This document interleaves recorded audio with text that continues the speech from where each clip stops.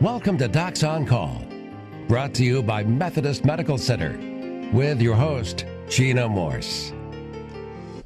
Good evening and welcome to Docs on Call. Tonight's topic, robotic hysterectomy. A once major surgery that required weeks of recovery is now much simpler and involves fewer complications. More than 25% of American women may eventually need a hysterectomy. And until recently, doctors performed most hysterectomies using a large abdominal incision.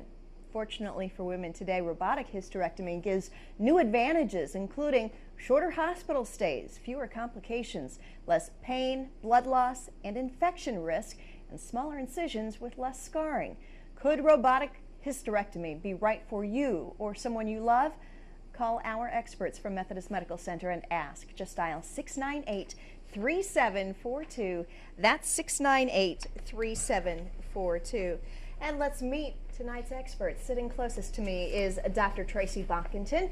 She earned her medical degree at Southern Illinois University School of Medicine in Springfield, Illinois.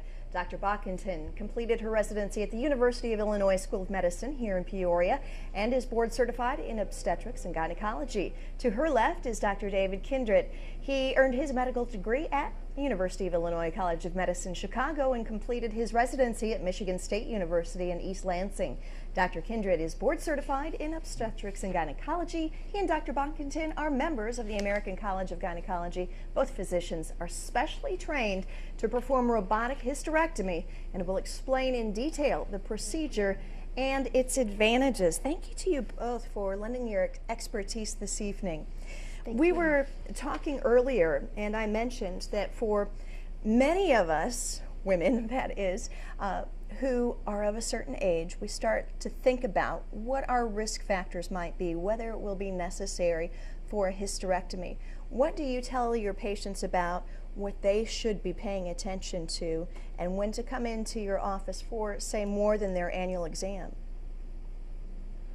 Well, one of the first things would be any abnormal bleeding, which can be related to many other conditions, and obviously that's when they need a thorough workup.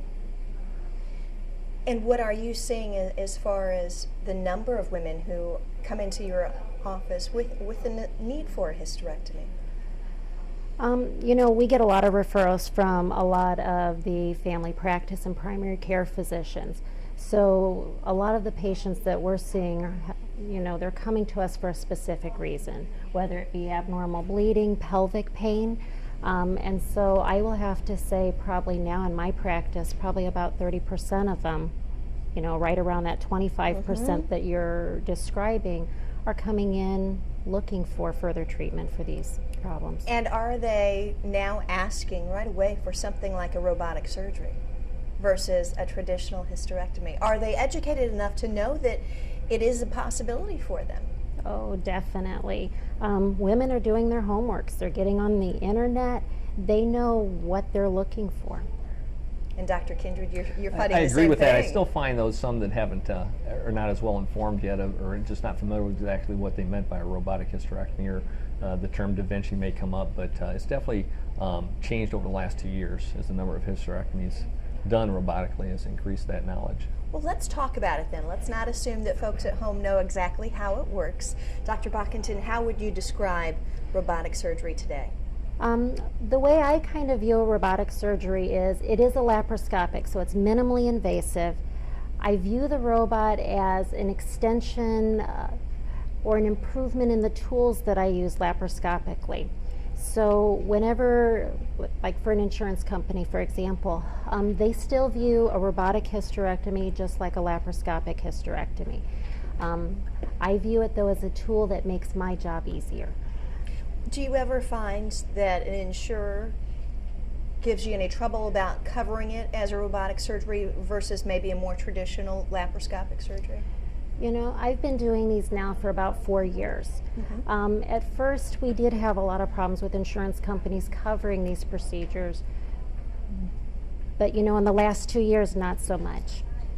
That's good news. I've only had 2 instances where insurance actually wanted to deny the robotic fee that was being charged by the hospital. And you're, I take it, doing many of these now, so that's very good to hear. Very good news. Absolutely. Anne is our first caller tonight. Anne, thanks for watching Docs on Call. What is your question for our experts? Well, basically, I'm calling to get some information in regard to my 41-year-old daughter. Good I for was you. wondering what I'm believing is possible that she might be needing a hysterectomy, simply for the reason is that her periods aren't normal.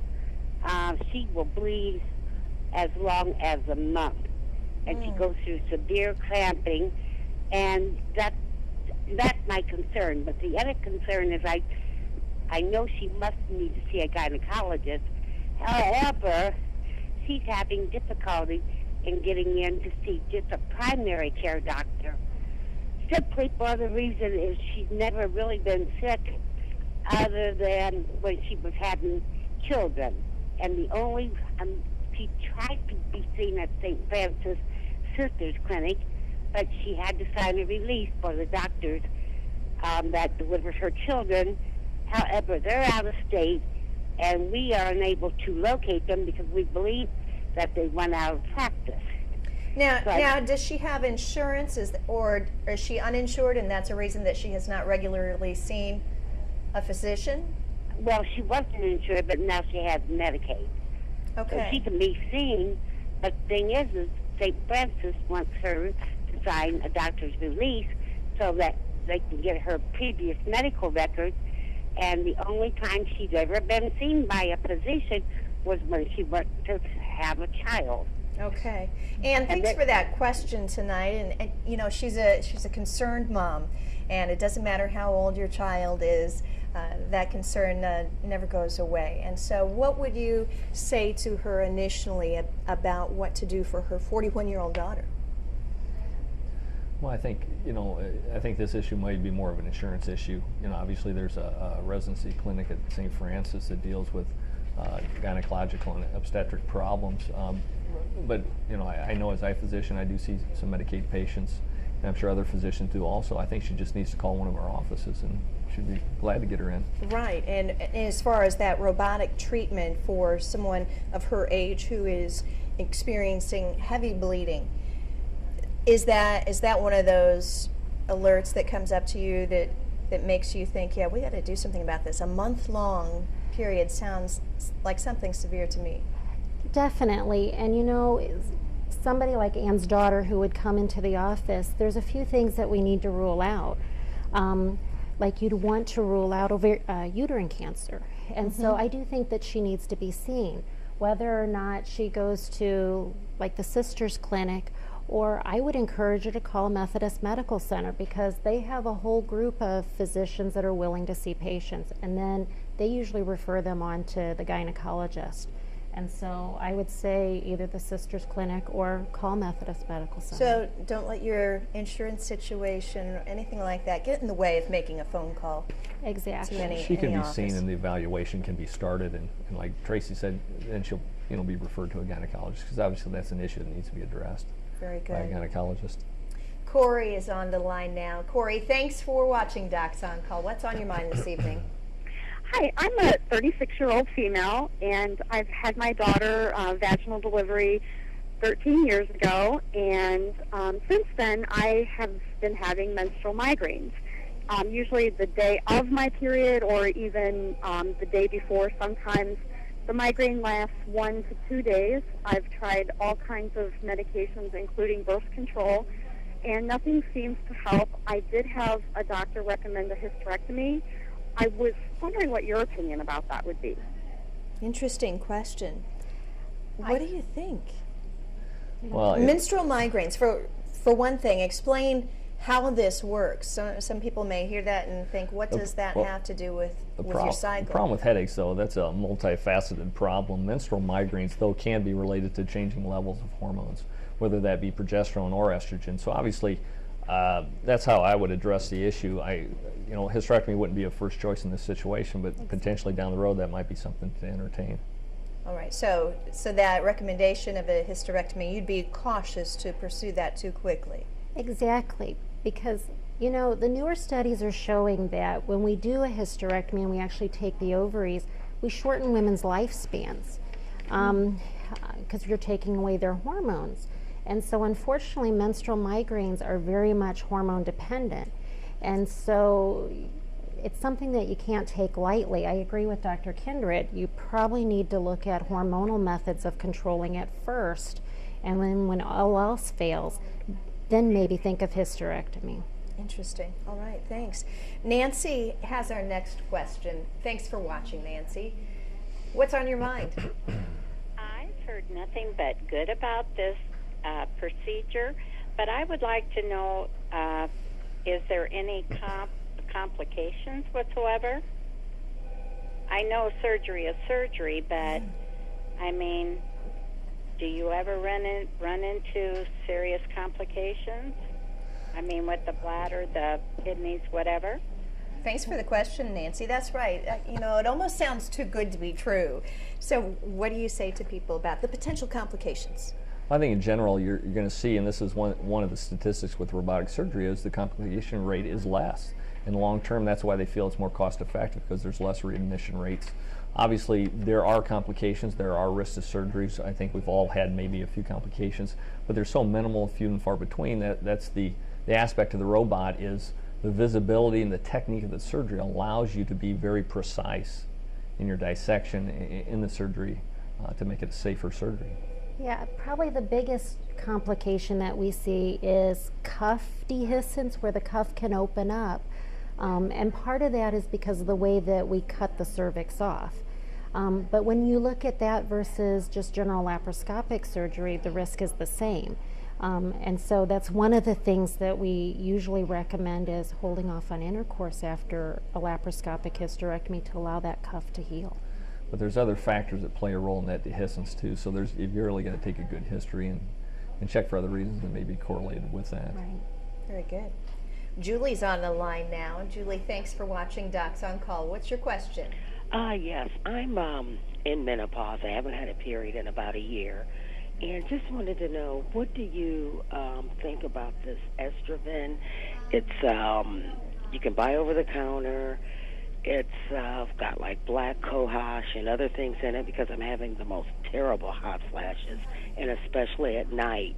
And, I mean, I've been on it for like 2 weeks, and I don't know. I don't really see much of a difference. Do you have any suggestions? Thanks for the call, Julie. What do you think? Well, unfortunately, with a lot of the over-the-counter medications, there's really no good studies out there that they're any more beneficial than taking a sugar pill. And so what I tell patients is you can try those medications. Give them a month. If in a month you're not really seeing any benefit, then don't waste your money because they're not cheap. I do tell people if they don't want to do hormone replacement therapy, to do conservative things like make sure you're drinking plenty of water, dress in layers, increase your calcium and your magnesium, and maybe add vitamin E. And if you look at estrogen, those are some other little ingredients, supplements that they add to them. But again, are they really beneficial? Yeah, and I guess sometimes people think over the counter and they think, oh, it's got to be a money savings. But they aren't that cheap Not anymore, necessarily. and if they're not working, it's money you didn't need to spend anyway, so maybe it's time to Tracy's look at exactly those right. other There's about a alternatives. 50% placebo effect with the over-the-counter medication, and we've all had patients. I have a patient that came in this week that actually had benefit from that over-the-counter, but she was missing the benefits from natural hormone replacement therapy. That's something you need to counsel the patients about. Okay. Sharon's on the line now. Thanks for watching Docs on Call. What's on your mind this evening? Hi, I have fibroids, and I had a miscarriage last year, February, and that's when I realized I have it. But my gynecologist want to take my uterus out, but I refuse to do that. Is there another way I can do it? Take the fibroids out? So you've had fibroids? Yeah. And you're fearful that your doctor was too quick to try to remove your uterus. Right. And Sharon brings up a good point. Women, I think in general, especially nowadays, that we do a little bit more of our homework. We want to be conservative with what kind of surgery we do, and to try to keep as much of those female hormones, and not to go to extremes if we don't have to. what would you advise her to do? I guess my question to her would be is she wanting more children? Okay. Because if she is, then myomectomy may be a great option where you just take the tumors out of the uterus, but you leave the uterus in place. And in that case, robotic surgery is fantastic for that. Because when we remove those tumors and we close up the uterus, if you don't close it up in multiple layers, it weakens it. And so the next pregnancy can be more complicated. And so with the robotic surgery, it gives us the ability to sew that uterus and close it in layers. And indeed have a safe, healthy pregnancy afterwards? You know, she's still going to have risk, but it's safer than removing them laparoscopically. And it's definitely better than having a large incision, which is the way the procedure was done in the past. And that's going to decrease adhesion rate, which is scar tissue that develops frequently after that type of surgery. All right, very good. Thanks for that question. It's time for us to take a quick break. When we return, our experts are taking more of your questions about robotic hysterectomy and women's health. This is Docs on Call. Welcome back. Until recently, surgery for most gynecologic conditions was performed using a large abdominal incision. This is because while conventional laparoscopic surgery is effective for many routine procedures, the long-handled rigid instruments used in laparoscopy are not usually considered effective for delicate or complex operations. Unfortunately, there is minimally invasive treatment for gynecologic conditions designed to overcome the limits of traditional open and laparoscopic surgery, and that is robotic hysterectomy. Call now with your questions, 698-3742. Let's go right to our caller. Kim, you are on the line with Docs on Call and our experts from Methodist Medical Center. What's your question tonight? Yes, the doctor has suggested that I do have this robotic surgery, and he is saying that he's not able to tell whether there's endometriosis there now. What if when he gets in there, there is endometriosis and it's attached to something else? Would you then have to open the abdomen, or would it be Doctors are already starting to shake their head. No, is that correct? That is correct. And so, you know, you never know what you're going to actually find when you have endometriosis, meaning things can be stuck together. But Dr. Kindred had mentioned before in a previous question that with the optics, meaning being 3D, you can really see the definition between like the bowel and the uterus. So it gives you the opportunity to be able to separate those. Versus conventional laparoscopy, you just don't get the movement of your hands to be able to separate it safely. And so I find that I tend not to open even when it's that bad because you can dissect out. I don't know if people kind of know what endometriosis is. Remind them, because we hear that wrapping around. Endometriosis is a complex disease that can be debilitating. Obviously, it's associated with infertility, but the debilitating factor is a lot of these women end up with scar tissue and debilitating pain secondary to that, and that's what can make this surgery very complex. And again, back to the robot, that allows, the technology allows us to do fine dissection, which is very important for this type of surgery. See, we hear something so complex like that, and we think that the solution must be complex too. And so when you tell us that this is a relatively simple solution that can get at it, it really is amazing. Feels great. I like what I'm hearing, but it can be unbelievable too. Just amazing.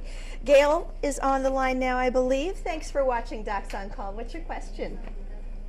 I had the Da Vinci hysterectomy 3 months ago, and 11 days after my hysterectomy, my right kidney couldn't drain, and the ureter was damaged. They took me into emergency surgery, and I had to have a renal stent put in, leading from my kidney to my bladder so my kidney could drain. Then 2 months later, well, November 28th, they tried to remove the renal stent, but my kidney still was unable to drain.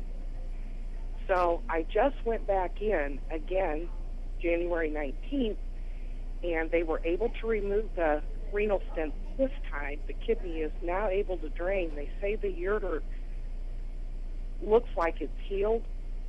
Now, if it looks like it's healed, will it remain this way, or is this something I'm going to have problems with forever? Because I go back in 4 weeks, and they're going to run more dye through the ureter to see if it will work correctly.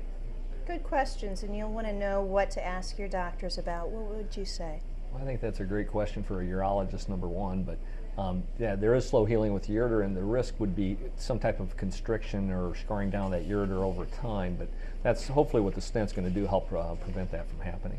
All right. Thanks again for the question, Gail. And it is worth mentioning, again, no surgery comes without risks. That's correct. Yeah. And a good follow-up with your physicians and paying attention to your body and you know, trusting your instincts. Yeah. You know, we all need to do that. All right, let's hear from Cindy now. Thanks for watching Docs on Call. What is your question tonight? Actually, I have a comment to make. I had robotic surgery in October 2010. 3 days later was Halloween, and I was handing out candy at my door because I was recovered enough to enjoy Halloween. A few days later, a friend of mine met me and asked me when I was going to have my surgery, and I had already had it almost a week before. Amazing, isn't it? So we like to hear. It is. Well, It is. That's good I would news. recommend it for anybody because there is no pain like a regular hysterectomy. Your recovery is remarkable, and I've had absolutely no problems whatsoever. That's good news. Yeah, thanks for that call, Cindy, because We need to hear the good news. in general, that's the way most people are. Right. Again, not without risk, but overall. Right. I bet the one thing you have to watch is that some women feeling so good that they want to get back out there and do everything, and they might need to be reminded, wait a second, I did just have surgery. That's correct. I had a patient who came in who wanted to run, you know, less than a week after surgery. And you had to remind her that she did have major surgery. Right. So it's okay to slow down still. Yeah, it's an individual basis. You know, I've had patients go back to work in 2 days, which obviously we don't recommend, but everybody's a little different. Everybody can tolerate things differently, and everybody's a little more motivated. Going back to work in a couple of days is just amazing, and I'm probably certain that you would rather they wait at least a week or two. But I remember when recovery was more like 6 weeks, and women needed that time because this was major abdominal surgery. You're right. It's amazing. Well, we've got another question here. I don't know if we have a caller on the line, but I'm sorry, I didn't. Okay. Jody had this question for us. After hysterectomy, her sex drive dropped. Is there anything that helps to increase it? And is that a common side effect of any kind of hysterectomy? Since it's maybe hormone related? Right. I think a lot of it depends on whether or not the ovaries were removed or not. And so if the ovaries were removed, yes, you are changing hormonal status. And then I always beg my patients to please be patient with me to find the right combination of hormones to bring back their sex drive, because sometimes it takes trial and error to get what they need.